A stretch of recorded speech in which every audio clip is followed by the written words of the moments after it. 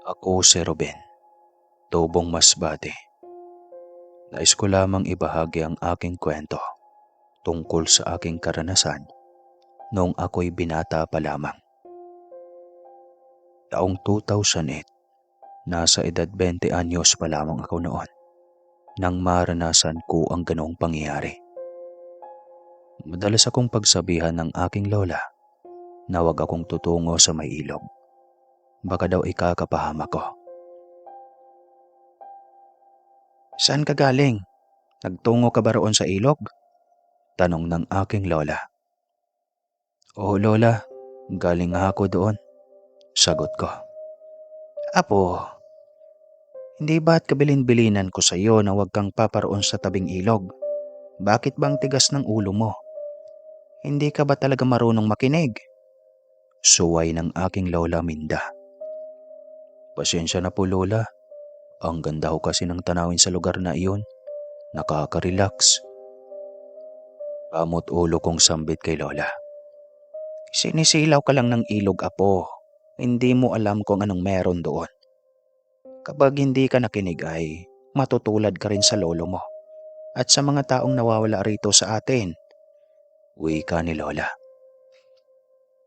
Hala, totoo ba yan la? Kunwaring gulat kong sambit sa aking lola habang nakangiti. Anong tinawa-tawa mo dyan? Sige, huwag kang maniwala. Ipagpatuloy mo yan para malaman mong nagsasabi ako ng totoo. Sambit ng aking lola habang nakaupo ito sa kanya tumbang-tumbang upuan. Oo lola, pasok na po ako sa aking kwarto. Sagot ko na lang rito. Naiwan itong sinundan ako ng tingin, papasok sa aking silid. Hindi ko maintindihan bakit ipinagbabawal ng aking lola Minda na tumungo ako roon. Pagkapasok ko ay nahiga naman ako sa malambot kong higaan habang nakikinig ng musika sa aking headphone.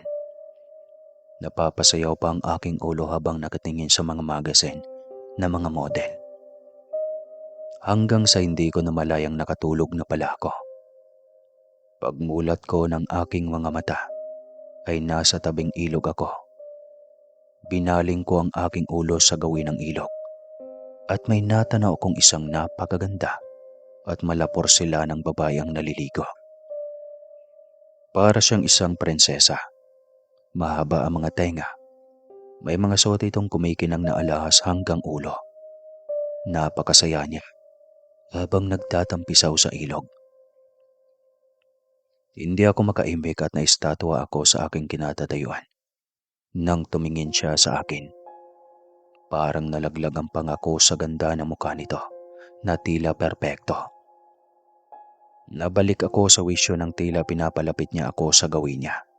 Gamit ang makikinis siyang mga daliri. Dahan-dahan akong bumaba patungo sa ilog. Nang makalapit ako, ay nginitian niya ako ng ubod tamis. Hinawakan niya ang mga mukha ko. Kaya naman napapapikit ako dahil sa sobrang lambot nito. Gusto mo bang makisalo sa paliligo sa aking ilog? Wika nito. Tumango-tango naman ako habang nakapikit at may pangiti-ngiti pa. Para akong nasa alapaap na mga oras na iyon. Nagtataka naman ako kung bakit hindi siya umimik. Kaya naman dahan-dahan kong idinilat ang aking mga mata. Pagkamulat ko ay nagimbal ako sa aking nasaksihan. Hindi na ito ang napakagandang dilag na aking nakikita. Kundi isa ng nakakatakot na imahe ang nasa aking harapan. Hindi ako makagalaw. Para akong tuod sa aking kinatatayuan. Habang ang aking mga mata ay nanlalaki na nakatitig sa kanya. Mabuhaghag ang buhok. Kulubot ang mukha na parang isang matanda. Sobrang itim na mga gilagid at marurumi ang ngipin nito. Mahaba ang ilong nito at mapupula ang mga mata. Pagkatapos ay nagsalita ito. Gusto mo bang makisalo sa akin? Wika nito. Nang akmang hahalikan ako nito ay bigla akong nagising mula sa aking pagkakatulog. Humahangos akong napabangon sa mga oras na yon. Hey, shit eh. Panaginip lang pala. Akala ko totoo. Lintik na babae yon. Akala ko maganda. Yun pala mukhang paa. At bakit kaya ilang beses ko nang napapanaginipan ng ilog na yon? Bakit? Puro ganun na lang ang pangyayari. Inis kong sambit. Tinignan ko ang oras sa suot kong relo. 4:30 na pala ng hapon. Kaya naman tumayo ako sa aking pagkakahiga. Nagunat pa ako ng katawan at nagmamadaling lumabas ng kwarto. Naabutan ko namang nagluluto ang aking lola. Wow la, ang bango naman yan. Anong niluluto mo la? Tanong ko rito na may pasingot-singot pa. Ang paborito ng lolo mo. Baka sakaling bumalik siya kapag naamoy niya ito. Malungkot na wika ni lola. Ay, si lola talaga. Gutom lang yan. Tara na kaya la, kain na tayo. Wika ko sa kanya. Manahimik ka. Panghapunan natin to. Bakit? Hindi ka pa ba kumain kaninang pananghalian? Kunot noong tanong ng lola sa akin. Tumango naman ako rito. Nagulat pa ako dahil binatukan ako nito. Kaya naman napadaing ako at may pahimas-himas pa sa aking ulo. Aray naman la, bakit niyo ako binubatukan? Wika ko. Yan ang nababagay sa'yo. Isa pa yan sa mga pinagbabawal ko sa'yo. Bakit bang hilig-hilig mong hindi kumain sa tanghalian? Gusto mo bang magkasakit ka? Inis na wika nito. Hindi na lang ako sumagot pa dahil makakatikim na naman ako ng pagbatok mula sa aking lola. Nagpasya naman akong lumabas muna ng bahay para magtungo sa tindahan. Medyo gutom na rin ako at ayaw ng aking lola na kumain ako dahil panghapunan lang namin iyon. Mabuti na lamang ay may dala kong pera. Sakto pang merienda ko. Pagdating ko ng tindahan ay bumili ako ng soft drinks at tinapay. At pagkatapos naisipan kong tumungo ako sa ilog. Pagkarating ko roon ay agad akong umupo sa bato at nagsimula ng lantakan ng tinapay kong binili. Habang tinatanaw ko ang napakagandang ilog, hindi ko na malaya na nabilaukan ako. Kaya agad akong uminom ng soft drinks. Grabe, ang ganda ng tanawin. Sana ay totoo na lang ang aking panaginip. Ang ganda kasi ng babaeng iyon, parang isang diwata. Ang sarap niyang mahalin. Kaso nakakatakot naman kasi siya. Sambit ko sa aking sarili. Ilang saglit pa ay nagpasya na akong umuwi dahil malapit nang maggabi. Habang ako ay naglalakad pabalik, natanaw ko ang isang bahay sa hindi kalayuan. Kaya naman nagpasya akong pumaroon dahil sa aking kuryosidad. Nakita kong humagulgol ang isang ali at hindi mapakali. Balik-balik itong naglalakad na tila namomroblema. Maghunos dili ka mayet, babalik ang iyong asawa at anak. Dinig kong sabi ni Aling Lorna. Ano ako, maghunos dili? Baka nakuha na rin sila ng mga bantay roon sa ilog. Okay lang sana kung asawa ko lang. Wala naman kwenta yon. Pero yung anak ko, hindi ko kaya. Agulgol nito. Kailan ba sila tumungo roon? Tanong naman ni Aling Flor. Kagabi pa. Ngayon, hanggang ngayon, ay hindi pa rin sila umuwi. Sobra na akong nag-alala at natatakot para sa kanila. Wika nito. Dahil sa aking narinig, ay nagpasya na lang akong umuwi at ibinalita sa aking Lola Minda ang aking narinig. Kasi marites ako, hindi joke lang. Pagka-uwi ko ay naabutan ko si Lola na nakaupo sa kanyang tumba-tumba habang nanunood ng paborito niyang palabas. O apo, kanina pa kita hinihintay. Tara na, maghapunan na tayo. Wika ng aking Lola Minda. Sige hula. Sabay upo sa upuan at nagsandok na ako ng aming pagkain ni Lola. Ala, Nabalitaan mo ba yung nangyari sa asawa at anak ni Aling Mayet? Nawawala raw kagabi. Nagtungo raw sa ilog. Totoo ba yun la? Tanong ko rito. Tiniglan lang ako nito ng may pailing-iling. Hindi ina ito sumagot pa. Pinagpatuloy lamang ang pagkain. Nang matapos kami ay nagpaalam na ako na matutulog na. Nagmumuni-muni muna ako habang nakahiga hanggang sa hindi ko namalayan na nakatulog na pala ako. Nagising naman ako nang hindi ko namalayan. Pagmulat ko ng mga mata ay nagtataka ako. Bakit ang liwanag? Samantalang gabi pa lang. Nagpalingalinga ako sa paligid. Ang daming magagandang dilag na parang mga anghel dahil sa maamaw ang kanilang mga mukha. At napakaraming iba't ibang bulaklak.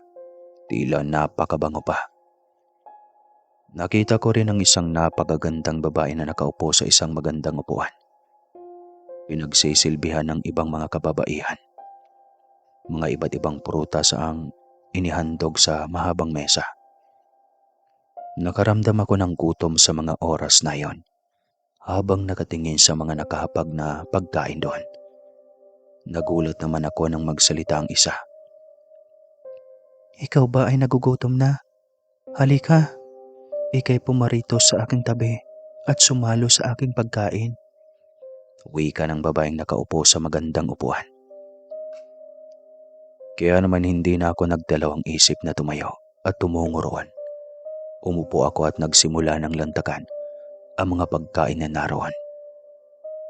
Pinapanood lang ako ng mga naroroon. Tila natutuwa pa.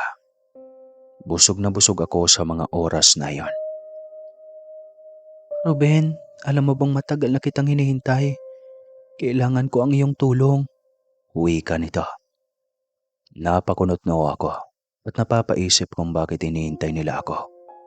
Kaya naman napatingin ako sa babaeng nakaupo sa magandang upuan na punong-puno ng pagtataka at may katanungan habang nakatingin sa kanya. Alam kong hindi mo alam. Matagal ka na naming hinihintay. Ikaw ay anak ni Hera at Abel. Ikaw ang nakatakdang magliligtas sa mahal na prinsyesa na ikinulong ng mga masa sa mga mangkukulam. Kasama nito ang mga alaga niyang mababagsik na mga aswang. Nakaramdam naman ako ng kilabot sa sinabi niya. Ha? Bakit ako? Tanong ko. Ikaw ang sinasabi sa aming propesiya. Alam naming magagawa mo ang iyong tungkulin.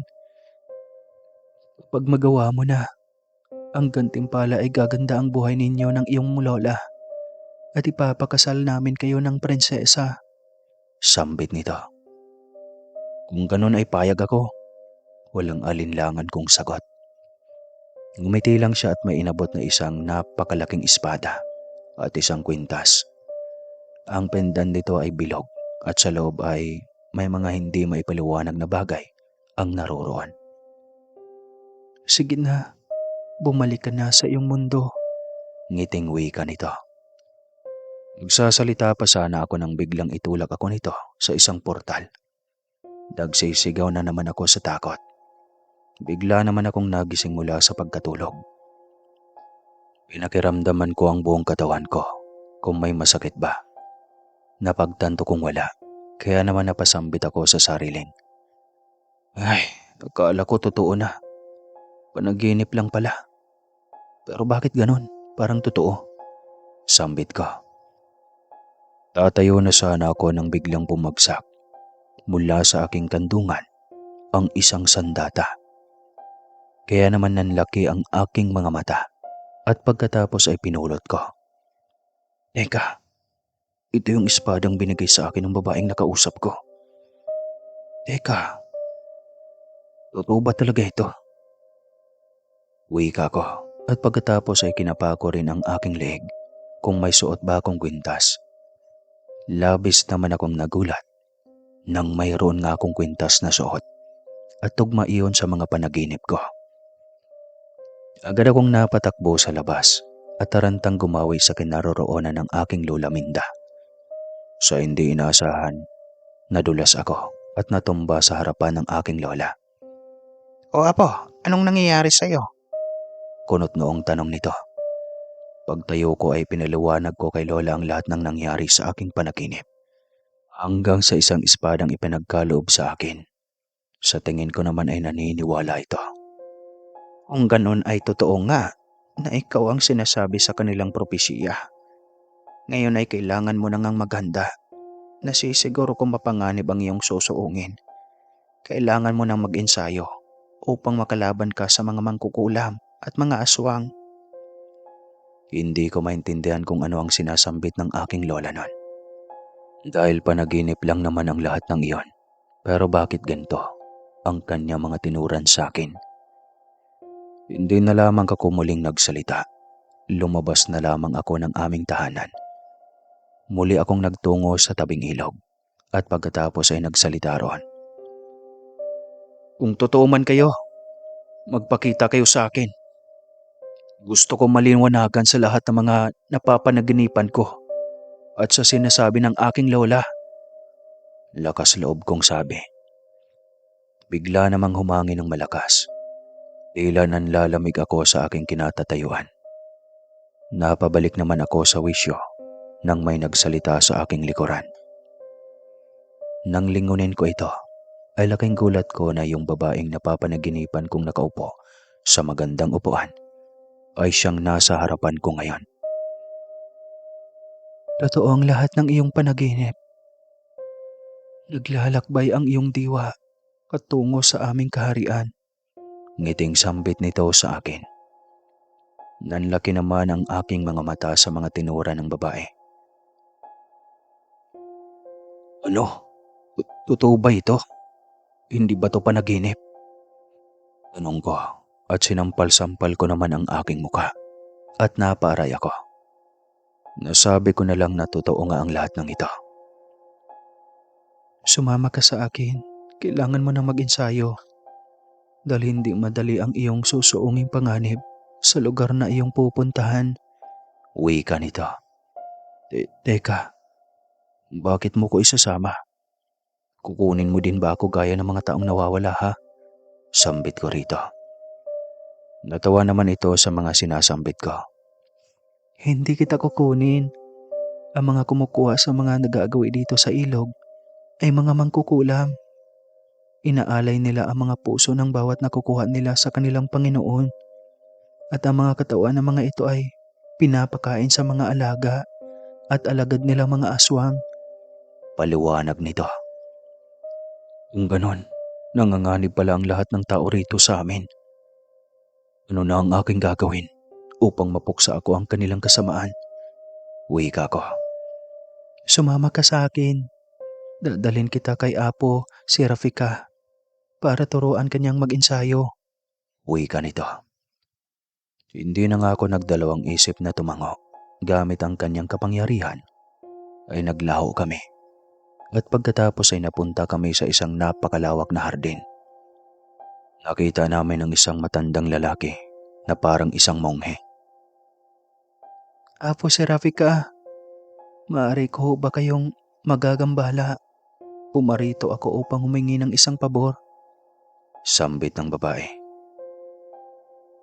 Siya na ba ang sinasabi ng propesiya? Kung ganon, ay kailangan niya nang mag-ensayo sa lalong madaling panahon.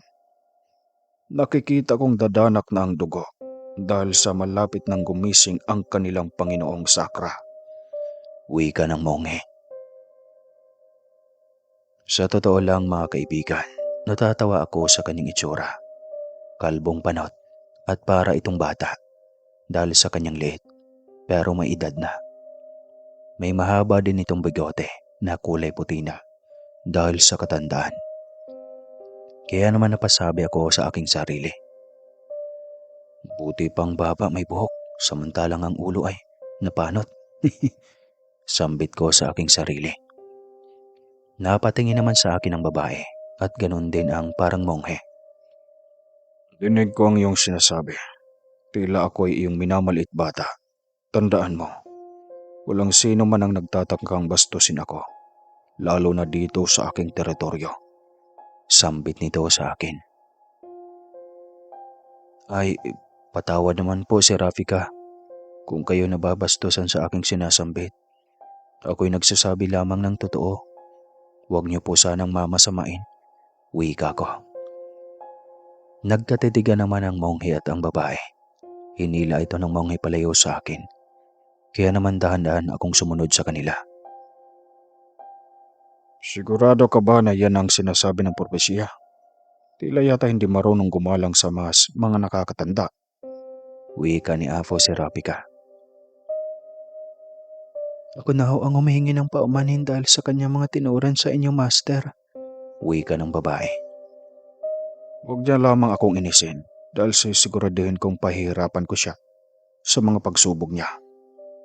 Sambit ni Apong si Rafika. Agad din akong sumabat. Apong Panot, Apo si Rafika. Huwag po kayong mag-alala, kahit ano pong pagsubok yan ay aking haharapin. Mayabang kong sambit. Nagulat naman sila at sabay na lumingon sa akin. Nagulat pa sila na nasa likuran na nila ako. Kanina ka pa ba riyan? Tanong nito. Ay uho, Apo, kanina pa po. Ngising sambit ko. Sa inis nito sa akin ay gagamitan sana ako ng kanyang kapangyarihan. Ngunit pinigilan siya ng diwatang kasama namin. Nakahinga naman ako ng maluwag at hindi na umimik pa. Baka tutuhanin niya ang kanyang gagawin sa akin. Dinalang na nga ako nito sa kanyang templo. At pagkatapos ay nagkarakros kami. Di joke lang. Dito na tayo. Kailangan mo nang mag-ensayo. Dahil nalalapit na ang muling pagbabalik ni Zakra. Nasisiguro kong napalakas na nito. Kaya kailangan mong pagbutihin ang iyong pag-ensayo. Wika nito. Hindi na lamang ako umimik pa. Sinimula na nga niya ang pagtuturo sa akin. Sa una ay nahirapan ako. At hindi katagalan ay paunti-unti na akong natututo. Halos 1 buwan din ang aming tinagal sa pag-iensayo. Habang kami ay abala sa pag-iensayo ni Apo si Rafika, ay biglang lumitaw ang diwata. Kaya naman napahinto kami sa aming ginagawa. Tila napakagaling na niya ngayon, Apo. Ngiting sambit ng diwata. Tama ka. Tulad ng kanyang ama at ina ay madali din siyang turuan. Sa una ay nahihirapan siya. Pero ngayon masasabi ko namang kaya na niyang labanan ang mga mangkukulam at mga aswang. Wika ni Apo si Rafika. Natuwa naman ang diwata at ako'y kanyang niyakap. At pagkatapos binigay niya ang mahiwagang sandata at ang kwintas na kanyang ipinagkaloob sa akin nung ako'y nananaginip. Nagtaka naman ako kung bakit nasa kanya na iyon, samantalang iniwan ko iyon sa aking silid. Nang araw na iyon, ay tinuro na nga nila sa akin ang daan patungo sa aking pupuntahan. Kasama ko ang diwata at ang iba pa niyang mga alagad. Tinahak namin ang matarik at mapunong kagubatan.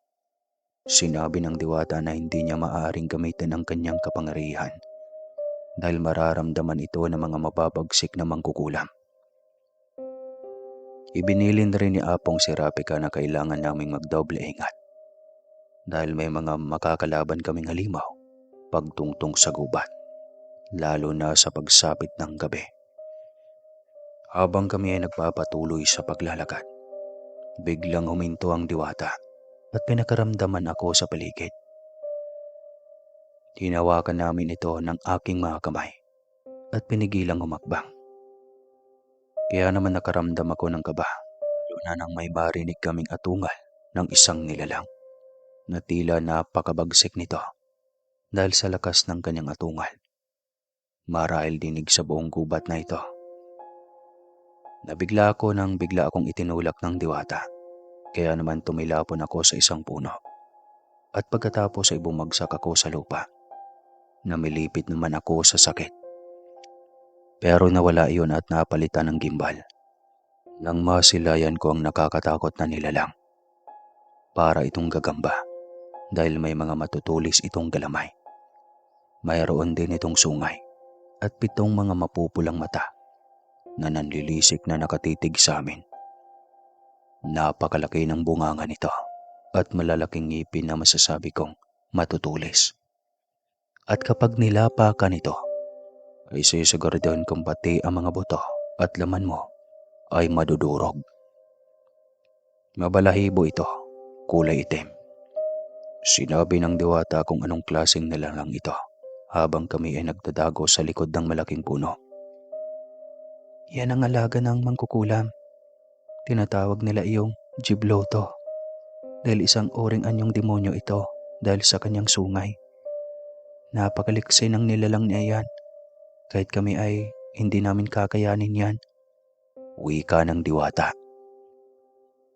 Kung ganon, ano ang ating gagawin? Sambit ko sa kanila.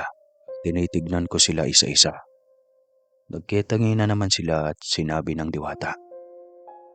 Sa iyo kami umaasa, Ruben.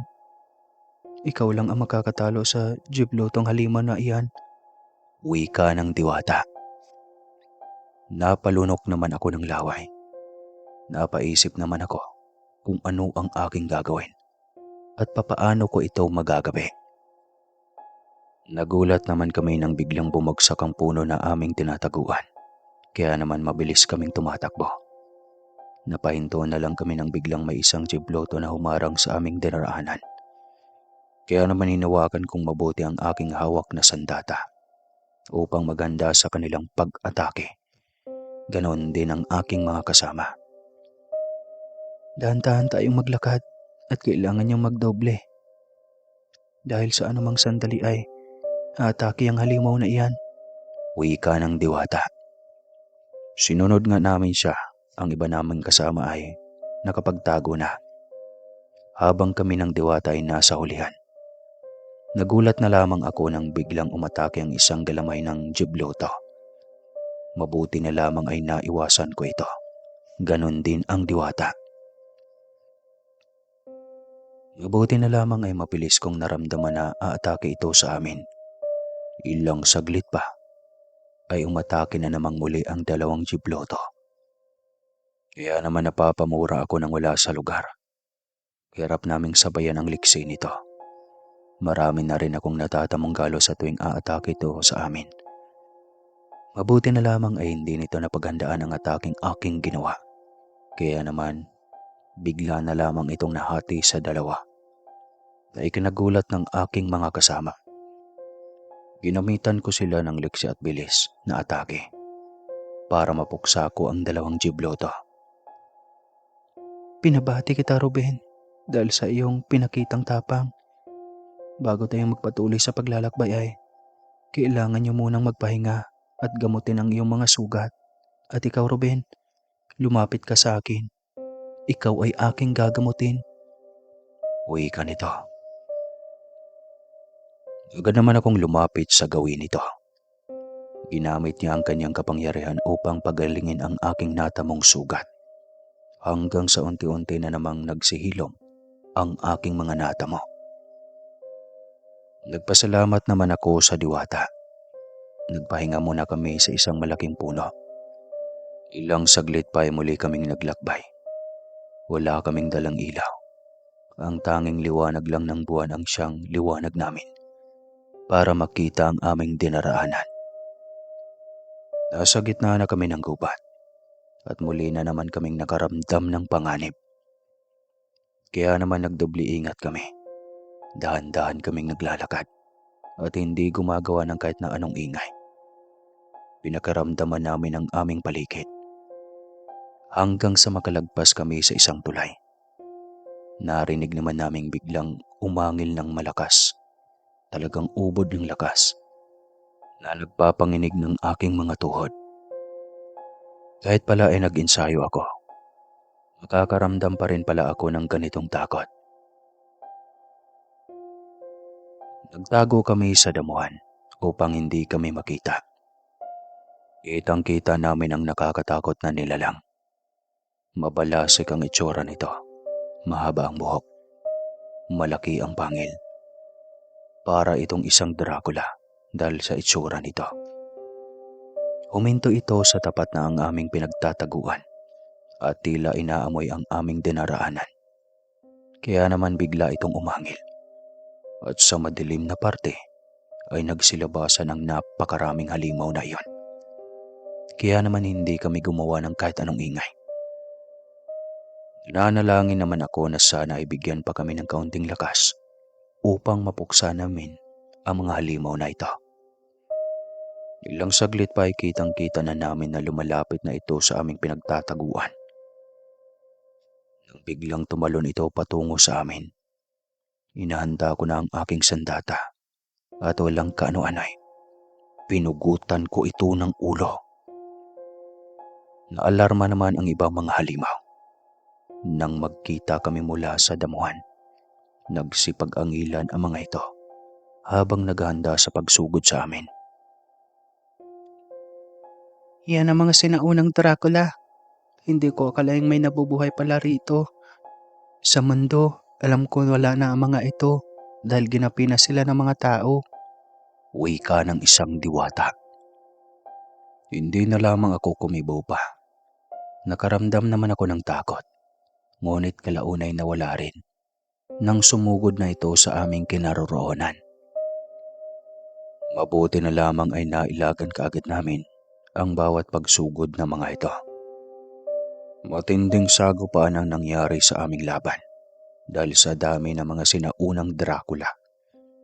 Tila hapong-hapo kami nang matalo namin ang lahat ng mga kalaban. Mabuti na lamang ay mag-uumaga na. Ang ilan sa amin ay may natamong madaming sugat. Halos ikinamatay na nila. Mabuti na lamang ay isa silang mga engkanto at diwata. Kaya naman kaya nilang pagalingin ang kanilang mga sugat at nagpahinga na kami kahit sandaling oras. Sa pagsapit ng bukang liwayway ay muli kaming naglalakad hanggang sa makarating kami sa isang matarik at mabatong daan. Tanaw na tanaw namin ang lumang palasyo ng mga mangkukulam at ganon din ang mga aswang na may nilalantakang mga tao. Halos bumabaliktad na ang aking sikmura sa mga nakikita ng aking dalawang mata. Sarap na ang mga aswang sa pagkain ng mga lamang loob ng tao. Nang hindi ko matiis ay bigla kong nailabas ang lahat ng kinain ko sa mga sandaling iyon. Nagsuka ako. Kailangan mong magpakatatag. Mamaya ay makikita mo kung anong klaseng lugar ang loob ng palasyo na yan. Andyan ang lahat ng mga taong nawawala sa inyong lugar. At nandyan din nakapiit. Ang aking anak. Malungkot na wika ng diwata. Nagulat naman ako sa sinabi nitong may anak siya.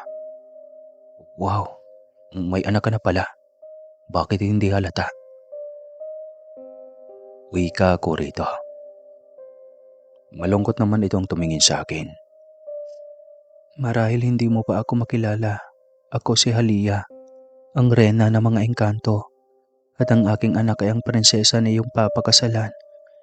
Siya si Namiya. Matagal nang sagupaan namin ng mga mangkukulam dahil gusto nilang pagharian ang aking lupain at ang buong kasangkatauhan. Kaya kailangan natin silang magapi bago pa mabuhay ang kanilang Diyos na si Zakra. Kung ganon, ikaw pala ay ang aking magiging biyanan. Nahiya naman ako sa beauty mo, iste. Mahal na reyna. Kamot ulo kong pangit. Kamot ulo kong banggit. Ngumiti lamang ito, pero kalaunan ay nagseryoso na muli. Dahan-dahan kaming bumaba sa makitid at matarik na daan. Nakakalula at wala kang kahit anong lalapitan. Ang mga engkanto at ang reyna sa Halia ay dire-diretso lang sa paglalakad. Habang ako ay nangangatog ang tuhod na humahakbang. Tila nawawalan ako ng mga balanse sa mga sandaling iyon. Hindi ko akalaing malulain pala ang aking magiging manugang. Paano ka papasa sa aking anak kung ikaw ay naduduwag? Ngising tanong sa akin ng diwata. Dahil sa kanyang sinabi ay nilakasan ko ang loob ko para makatawid ng maayos. Sino bang nagsasabi na naduduwag ako? Parang nabubulag sila ha. Mahangin kong sabi. Napailing na lang ang diwata sa akin at nagpatuloy na sa paglalakad pababa. At sa pagbaba namin ay dahan-dahan kaming nagtago sa likod ng malalaking bato at nag-usal ng mahika ang diwata upang kami ay magiging invisible at nang hindi kami maramdaman. Dahan-dahan kaming pumasok sa harapan ng mga mangkukulam na hindi nila napapansin. Naririto rin ang nakita ko sa aking panaginip, ang mukhang paang babae. Kung sa panaginip ay nakakadiri, pero mas nakakadiri pala sa ngayon. Pero tinatagan ko ang aking sikmura sa aking mga nakikita. Awang-awa ako nang may nilabas na 3 kababaihan at itinulak sa mga sugapang aswang. Isa-isang sinakmal ang kanilang mga leeg. Walang awang niluray-luray ang kanilang katawan. Tanging pagluha at pagmamakaawa na lang ang kanilang nagawa hanggang sa malagutan na sila ng hininga. Ang buong sahig ay punong-puno ng mga dugo. Sobrang nakakasulasok ang amoy. Kahit sino ay mababaliktad ang sikmura at mahihimatay. Nakaramdam naman ako ng takot. Mabuti na lamang ay kasama ko ang diwata na magiging biyanan ko. Pumasok kami sa isang pintuan na bukas. Tumambad sa amin ang nakakatakot na mga rebolto at mga bungo ng tao. Mayroon din sa isang mahabang mesa na mga tinadtad at inihiwa-hiwalay na karne ng isang tao. Masayang pinagsasaluhan ng mga mangkukulam. Naaawa ako sa mga taong nabiktima at walang awang kinatay ng mga naroroon. Kaya naman ibinulong ko sa diwata na hihiwalay ako upang hanapin ang kulungan ng prinsesa at ng iba pang tao na maaari kong mailigtas mula sa kamatayan. Nagmadali akong tumungo sa isang pintuan. Napakadilim ng aking daraanan at tanging mga sululang ang liwanag. May nakita akong hagdan pababa. Naisip kong dito marahil ang mga kulungan. Kaya hindi na ako nagdalawang isip na tumuloy pa. Pagbaba ko ay nakita ko ang napakaraming tao na nag-iiyakan at nagmamakaawa. Sobrang awa-awa ako sa kanilang kalagayan. Nakita ko rin ang iilang mga buntis, mga bata at matatanda. Mas nagulat ako nang makita ko ang aking Lola Minda. Kaya naman nag-aalala ako. Nakita ko rin na kasama niya ang aking lolo at ang iba pa naming mga kapitbahay. Mabuti na lamang ay wala akong nakitang nagbabantay. Kaya madali ko lang na nasira ang padlock. Na ikinagulat ng aking Lola Minda at ng ibang naroroon. Huwag kayong mag-iingay. Ililigtas ko kayo rito. Lahat kayo ay aming ililigtas. Kaya huwag kayong gagawa ng kahit anong ingay. Pakiusap ko sa kanila. Nakaramdam naman sila ng takot, pero kalaunay nagpasalamat. Bakit hindi ka namin nakikita? Nasaan ka? Uwi ka ni Aling Flor. Hindi ko na kailangan magpaliwanag. Gusto niyo bang makaalis dito o hindi? Inis kong turan. Dahil tanong ng tanong ang chismosang kapitbahay namin na si Aling Flor. Ay sige na. Hindi na ako mag-iingay. Eto na. Isisaper ko na ang mukha ko. Ang bunganga ko. Uwi ka nito. Sa isip ko naman ay tinawag ko ang diwata at agad itong nagtungo sa aking kinalalagyan. Mahal na Rena, kaya mo ba silang ialis dito ng sabay-sabay? Gamit ang iyong kapangyarihan, uwi ka ko. Tumango naman ang Rena, gamit ang kanyang kapangyarihan ay biglang naglaho ang lahat ng nakakulong sa piitan. Pero ang prinsesa ay hindi ko pa rin matagpuan. Mabilis naman akong nagtago sa madilim na pinto dahil may nakita akong anino na papalapit dito sa piitan. Pagkababa nito ay nabigla ang 3 aswang na wala ng laman ang kulungan. Mabuti na lamang ay naalala kong invisible pala ako. Kaya naman lumabas ako sa aking pinagtataguan at agad na inundayan ko ng magka sa ulo ang 3 aswang. Agad itong nagkikisay nang maputol ko ang kanilang mga leeg.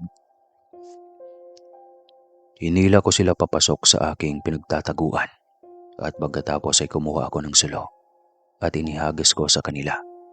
kaya naman nasunog ang kanilang mga labi. Pagkatapos ay naalala ko pala ang prinsesa, kaya naman hinanap ko ang mga piitan na naroroon hanggang sa napadpad ako sa isang pintuan. Sinubukan kong buksan ito, ngunit hindi ko magawa. Ginamit ko rin ang aking sandata nang bigla akong tumilapon. Napadaing naman ako nang bumagsak ako sa sahig. Aray, bakit may pananggalang? Ang lakas naman ng parasa. Inis kong wika at paika-ikang nagtungo roon. Nakita ko naman ang prinsesa na umiiyak habang nakaupo. Kaya naman sa awa ko, ay muli ko na namang ipinikit ang aking mga mata at tinawag ang reyna. Kaya naman bigla itong nagpakita sa akin. Mahal na reyna, hindi ko mabuksan ang piitan na ito. Kailangan ko ang iyong tulong. Wika ko. Kaya naman gamit ang kanyang kapangyarihan, ay nabuksan niya ang kulungan ng kanyang anak na ikanagulat naman ito. Mabuti na lamang ay naramdaman ito ng prinsesa at masayang niyakap ang kanyang ina kahit na hindi niya ito nakikita na ikinatak ako. Teka, mamaya na yan mahal na reyna. Kailangan pa nating makaalis sa lugar na ito. Wika ko. Umiling naman ang reyna at ang prinsesa. Hindi tayo maaaring umalis sa lugar na ito nang hindi napupuksa ang mga masasamang mangkukulam. Tandaan mo, kapag iniwan natin silang buhay ay babalik at babalik sila upang magiganti at pumaslang na mga walang kalaban-laban na ordinaryong tao. Wika nito. Kaya naman napaisip akong tama nga ang reyna. Kailangan naming wakasan ang kasamaan ng mga ito. Nagpatayunan na akong bumalik patungo roon sa loob ng palasyo. Ang aming mga kasama ay isa-isang pinapatay ang mga aswang nang hindi namamalayan na mga mangkukulam. Nagtataka naman kami kung bakit wala kaming masyadong masumpungan na mga mangkukulam. Hanggang sa nagulat na lamang kami nang biglang dumilim ang paligid at nagsimulang umulan ng napakalakas na may kasama pang kulog at kidlat. Marami ring mga panayke ang nagsisiliparan sa lugar. Marahil nagtagumpay na silang buhayin muli si Sakra. Ngayon, Ruben, patunayan mong karapat-dapat kang maging isang propesiya. Kailangan mong magapi si Sakra. At kami naman ay sa mga sinaunang mangkukulam. Tandaan mo lang ang mga itinuro ni Apong si Rafika sa iyo. Nasa sa iyong mga kamay ang kaligtasan ng buhay ng mga taong umaasa sa atin at ng ibang engkanto. Wika nito. Umunguna lamang ako at hindi na umimik pa. Sabay-sabay kaming nagtungo papasok sa loob. Nakita namin ang mga mangkukulam na masayang nagdidiwang. Ang isang mangkukulam ay agad kong inundayan ng saksak nang sa ganun ay maalarma ang mga mangkukulam na naroroon. Kitang-kita nilang bumagsak ang ulo ng isang mangkukulam at nagkatinginan pa sila sa bawat isa habang sinusuroy kung sino ang trahidor na pumaslang sa isa nilang kaure. Sinong may gawa nito? Galit na wika ng isang mangkukulam. Ang boses nito ay parang isang matanda. Kaya naman matapang akong nagsalita at kasabay ng aking paglitaw, nawala rin ang aking pagiging invisible. Ako ang may kagagawan. Gulat kayo no? Nasurprise ako ba kayo? Ngising sabi ko. Kaya naman labis ang kanilang galit. Nagulat naman sila nang biglang nagsisitanggalan ng ulo ng iba pa nilang kasamahan. At nagtatalsikan pa ang mga berding dugo nito sa sahig. Naalarma sila sa mga sandaling iyon. Ginamit nila ang kanilang kapangyarihan at nag-usal ng mga spell upang pagalawin ang mga gamit, ang mga kalansay ng tao, at binibigyan rin nila ito ng buhay. Bigla ring naglitawan ng reyna at ang prinsesa kasama ng napakaraming diwata. Halos yata ay naririto upang makipagtunggalian. Ito na ang huli nating pagtutuos, mga sinaunang mangkukulam. Wika ng reyna. Ngumisi naman ang isa sa mga ito na marahil ang kanilang reyna din. Dahil pula ang buhok nito at napakaganda pa, tila hindi isang mangkukulam. Nakasuot ito ng pulang kasuotan at nakaupo ito katabi ng kanilang Panginoon na si Zakra. Tila marahil ang lakas ng loob ng isang reyna at pitpitsuging tao ang nais kumalaban sa atin, mahal ko. Wika nito sa katabi nilang si Zakra. Pagkatapos ay nagsitawanan ng lahat ng mga mangkukulam na naroroon. Ako naman ay nakaramdam ng inis dahil tila minamaliit ako ng mga ito. Babaeng butiki, hindi ako pipitsugin. Masyado na ako minamaliit eh. Mukha namang mga paa mga kasama mong mangkukulam. Sambit ko, sabay tawa kong ani. Kaya naman matilim ang titig na ipinukol ng lahat sa aking mga mangkukulam. Nakita ko naman sa aking gilid ang reyna ng engkanto na tumatawa sa aking sinabi. Kaya naman para makaganti ako ay lalo ko silang kinantsawan. Tandaan nyo, para lang kayong lamok na pipisain ko isa-isa. Ikaw ba ang ginising nila? Isa ka lang langaw na ihagis ko palabas ng mundong ito. At ikaw ang babaeng palong-palo. Gagawin lang kitang kuto na aking titirisin. Mapanuya akong sambit. Labis naman itong nagpainit ng ulo sa mga kalaban. Ang reyna naman ay napapailing sa aking panuyang sinasambit. Ikaw hangal, kapag hindi ka tumigil, ipapakain ko sa iyo ang alikabok nang magtanda ka. Gusto mo bang gawin kitang langaw na sinasabi mo? Tila pinapainit mo ang aking ulo ha. Masyado kang mayabang hampas lupa at mahinang nilalang ka lang.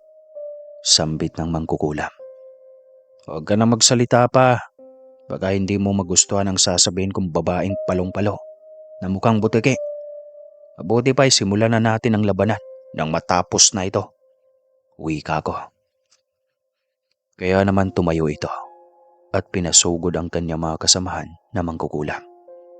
Sumakay ang mga ito sa kanilang mga walis at nagsisileparan sa paligid habang sumusugod sa amin. Inanda ko ang aking sarili. Ang isang papalapit sa akin ay sinalubong ko. Hinawakan ko ang sasakyan nito. Tinignan ko kung may gasolina, joke lang. At pinutol ko sa gitna gamit ang aking sandata dahil ng pagkabagsak niya sa lupa. Agad ko itong nalapitan at pagkatapos ay hinawakan ko ang ulo at pinugutan ito. Nagsipagtalsikan ng mga merdeng dugo nito sa aking muka at maging sa aking damit. Pagkatapos ay nakaharap ko rin ang mga pinuhat nito mga kalansay. Wala ko ring awang pinagutay-gutay ang mga buto nito. Dahil sa inis ng reyna ay lumipad ito patungo sa aking kinaroroonan nang hindi ko inasahan.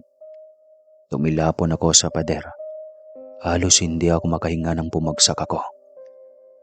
Ang likas ng kanyang kapangyarihan. Sambit ko sa aking sarili. Mabuti na lamang ay hindi nito nakita ang reyna ng diwata. Agad siyang natamaan ng kapangyarihan nito.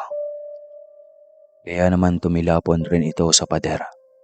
Dahan-dahan akong itinayo ng reyna ng mga diwata. Ako na ang harap sa kanya. Kailangan mo nang harapin si Zakra. Wika nito. Tumango naman ako at mabilis na tumungo sa kinaroroonan ni Zakra na ngayon ay nakikipagtunggali sa iba naming kasamahan. Nakaramdam ako ng takot sa mga sandaling iyon sapagkat ang iba naming kasamahan na nagtatangkang lumapit dito ay nagkagutay-gutay ang katawan at walang awang nilapan ito. Pero tinatagan ko ang aking loob nang sa gayon makalaban ako. Nanalangin ako sa Diyos na sana bigyan niya ako ng ibayong lakas upang labanan ng Panginoon nilang si Zakra, ang kapatid ni Satanas. Hoy lumok, ako ang harapin mo. Sigaw ko rito. Agad namang bumaling ang tingin nito sa akin at sinugod ako. Mabuti na lamang ay nakailag ako. Nagulat naman ako nang bigla itong umatungal ng ubod lakas at kasabay nun nang pagtelepon ko sa pader at nawasak ito. Labis akong nanghina sa mga sandaling iyon. Pero kahit ganon ay sinubukan kong tumayo. Ang tindi, Mamamatay na yata ako rito. Eh, sana tulungan mo ako, Apo Serafika. Kailangan ko ang tulong mo ngayon.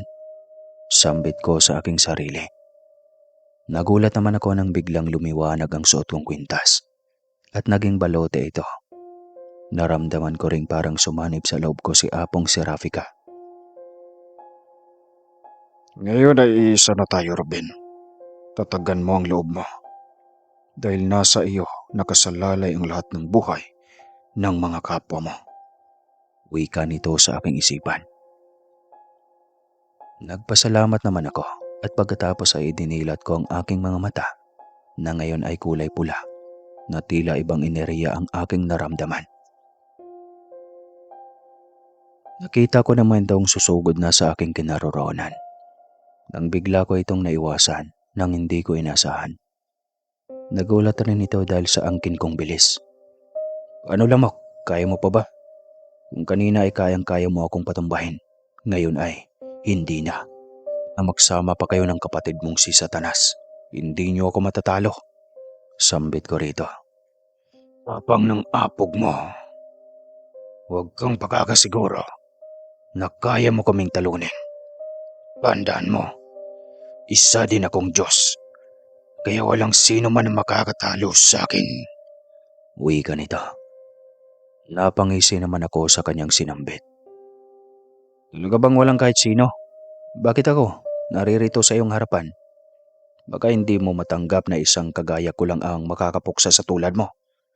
Kung ako sa iyo, ay bumalik ka na sa impyerno. Hindi ka nababagay sa mundong ito. Tandaan mo, Diyos pa rin ang makapangyarihan. Hindi ang mga kagaya niyong walang ginawa kundi ang magiging masama. Ngising sambit ko rito. Sa inis nito ay biglang nawala ito. Mabuti na lamang ay mabilis ko itong nakita.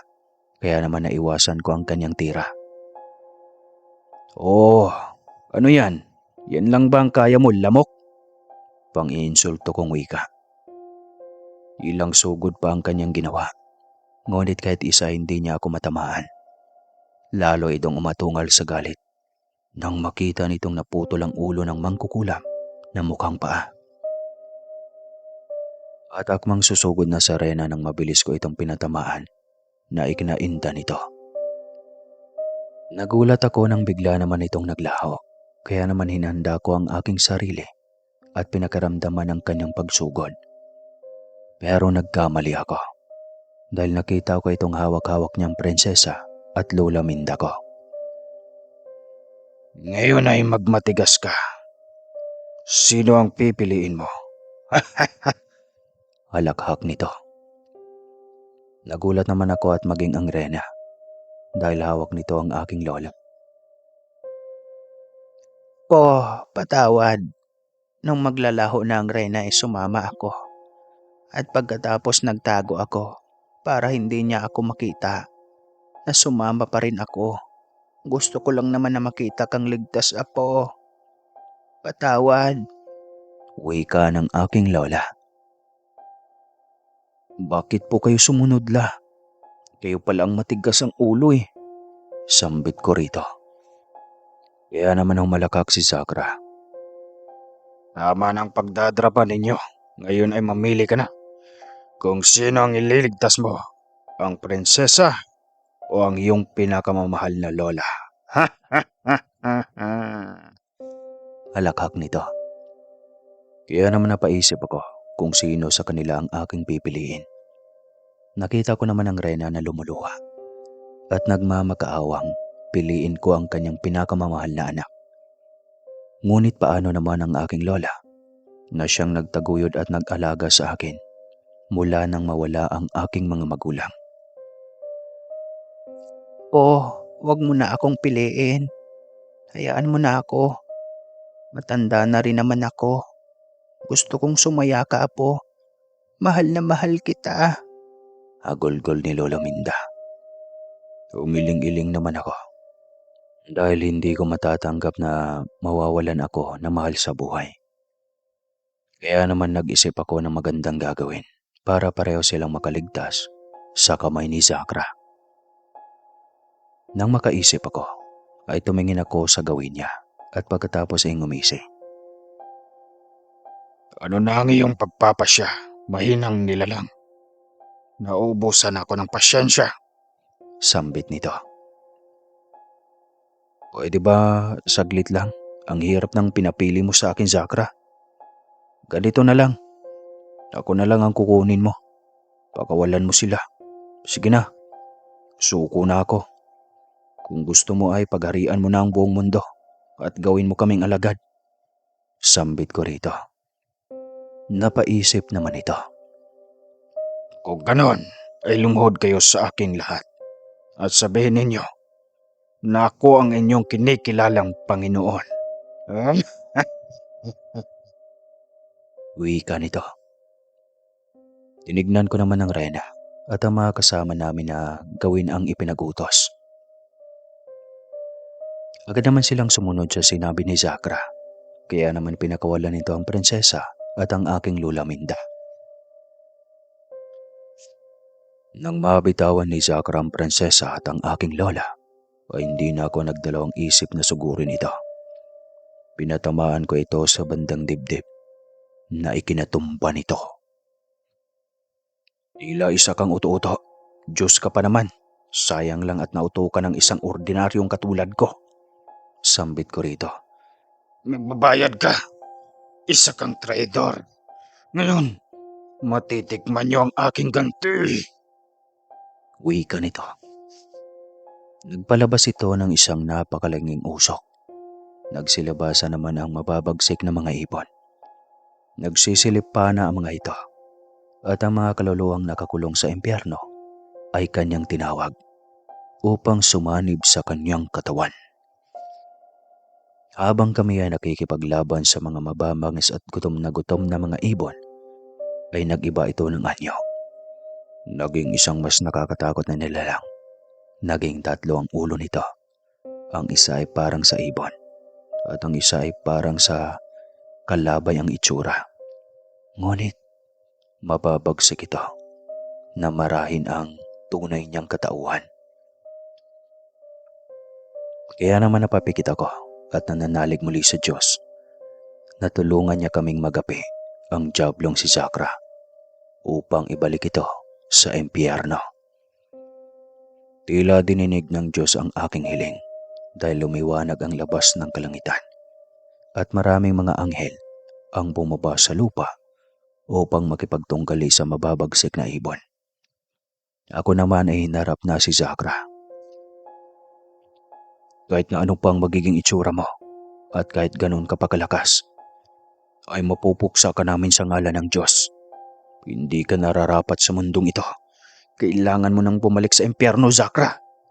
Sambit ko rito. Humalakhak naman ito. Ang boses nito ay sobrang dami dahil sa mga masasamang kaluluwa ang sumasanib sa kanya.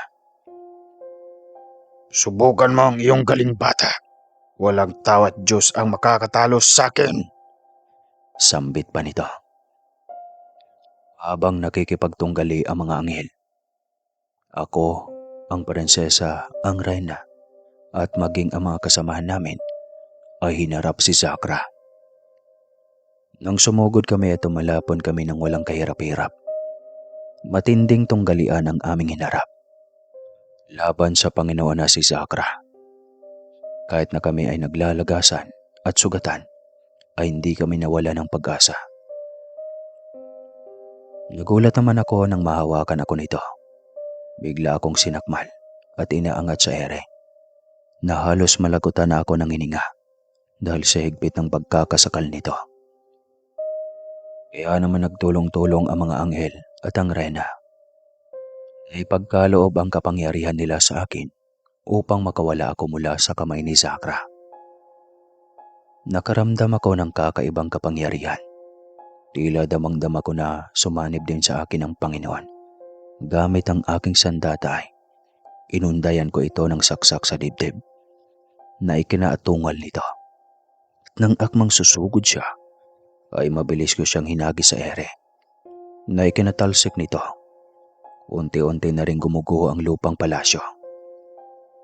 Nang akmang tatayo ito ay mabilis akong tumungo sa kanya at inundayan ito ng matinding saksak. At gamit ang kapangyarihan na ipinagkaloob sa akin ay sinunog ko ito.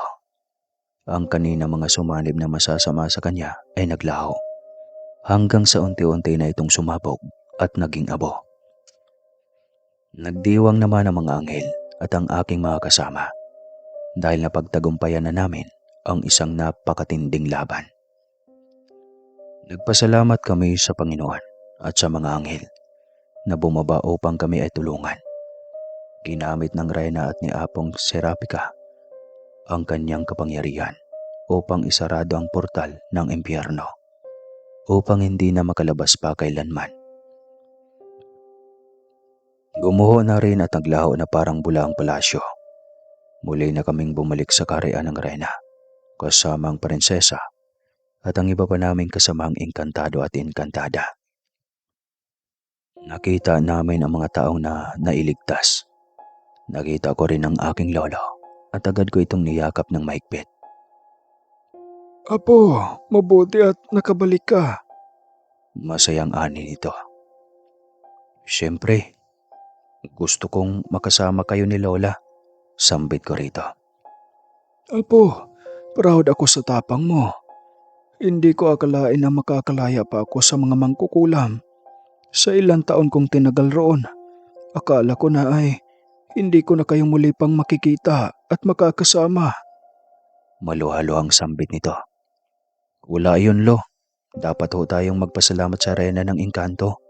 Kung hindi dahil sa kanya ay hindi kayo maililigtas ko. Wika ako rito. Kaya naman labis silang nagpasalamat sa Reyna.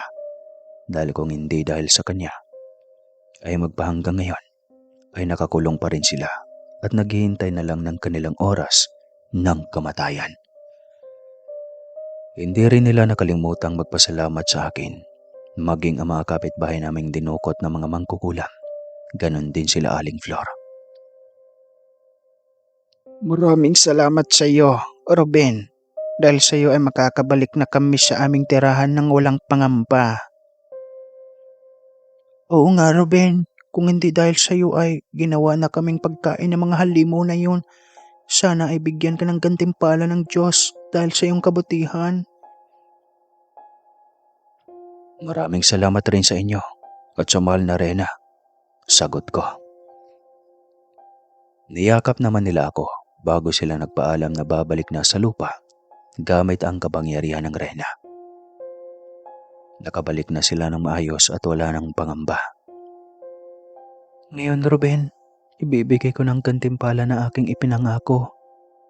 Ipagkakaloob ko sa iyo ang mga gintong ito para maging masagana ang buhay ng iyong lola at lolo. At ang isa pang pangako ko ay ipapakasal ko ang aking anak sa iyo. Pero alam kong may gusto kang hilingin, hindi ba? Nararamdaman ko ito mula sa iyong puso. Alam kong gustong gusto mo silang magkasama at makita, hindi ba? Tanong ng diwata sa akin na hindi ko maunawaan. Ano po ba ang ibig niyong sabihin, mahal na diwata?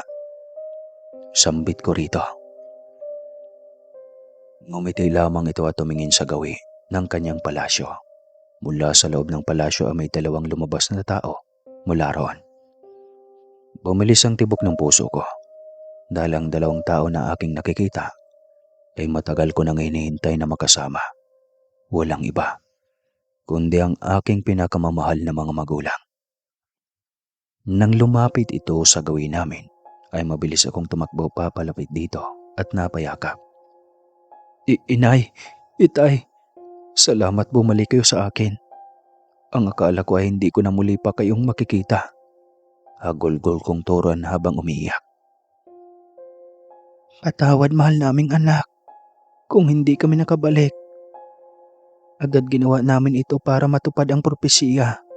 Ngiting sambit ng aking ina. Nagdiwang naman ang lahat ng naroroon.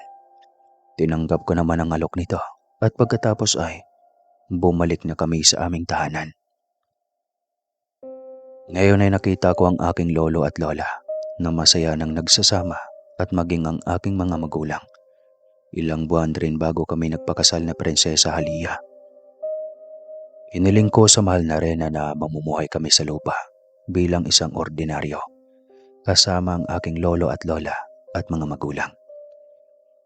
Naging maayos na ang pamumuhay ng mga tao roon sa lugar namin sa Masbate, at ang ipinagkaloob sa aming ginto ay binahagi ko rin sa aming mga kababayan.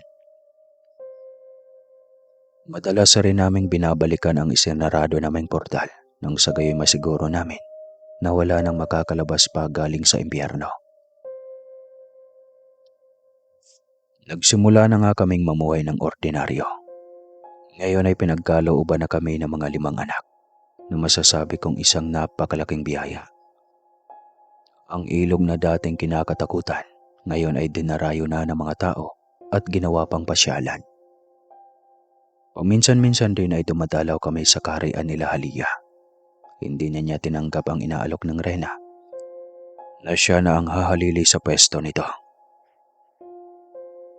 Ngayon ang nangyari sa lugar ng Masbate ay isang kwento na lamang at pilit kinakalimutan ang masasamang nakaraan magpahanggang ngayon. Pero ang mas nakakalungkot ay talamak pa rin ang pangungulam at barang sa lugar namin. Hanggang dito na lang po. Maraming salamat at huwag kalimutan mag-coffee lovers. Wakas.